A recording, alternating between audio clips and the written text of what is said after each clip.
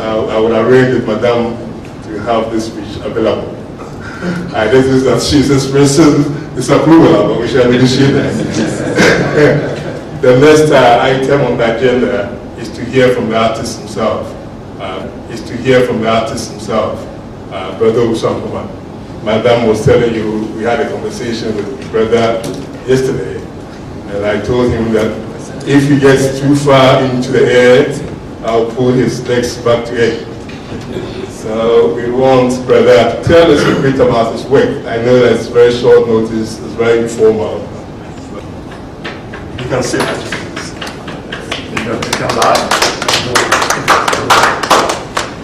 Thank you so much, Amos, our good friend, and should I say promoter? Well, Ricky. Oh, come on. I'm talking about Okay, Ricky D.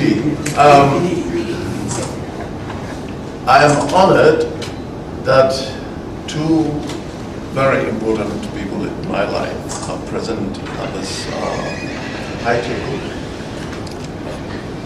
First, to be honored by Miss Boskofi, my elderly cousin, whom I've always admired as a kid.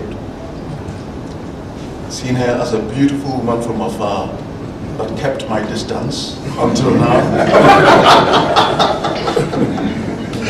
And of course, our Honorable MP, Papa Owusu-Ankomah, who has taken the time to be with us this evening.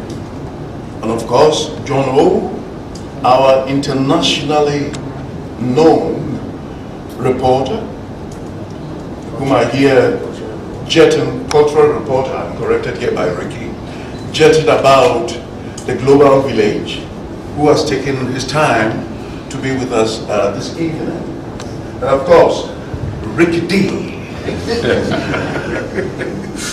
the boss of art in Sekondi-Takoradi, and internationally well known. And of course, ladies and gentlemen in the audience, whom I see have taken a keen interest of what is happening here this evening. I went into art when I was a kid. I wanted always to draw. I remember my first suffering as an artist when I went to the children's room downstairs with a charcoal and sketched on the floor. And I would say the whole floor. I realized what I've done because my mom was going to punish me. I was forbidden to be drawing around. And my little sister, Dorothy, who is not with us in the States at the moment, was laid down for a nap. Child that I was, I thought of throwing this charcoal out through the door of our children's sitting room, and it unfortunately landed on my sister, and I got a beating for that. So I have registered this incident, an episode in my memory, that this is the very first suffering that I suffered for my art. I grew up, went to art school, and have been consistently and consequently followed my art profession until now. I will say it is a great occasion for me to be able to speak before an audience today in my own hometown, Sekondi-Takoradi, in honor of what I have never imagined will happen. that art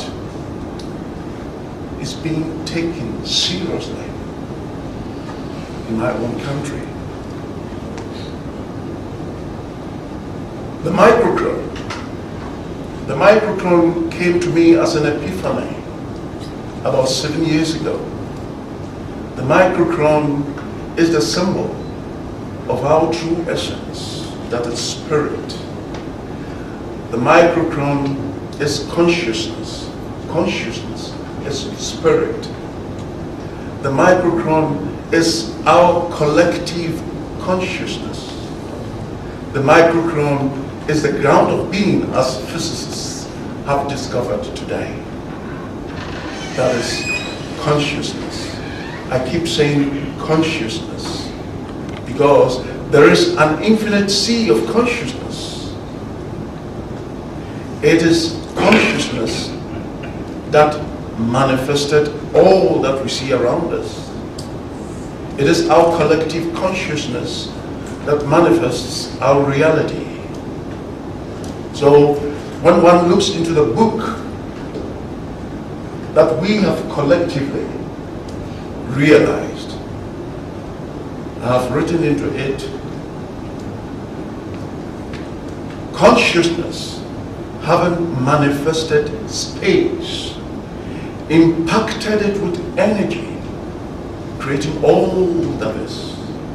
So consciousness is all things in God. The microcron is all things in God and everything. I will bring it to an end. Thank you.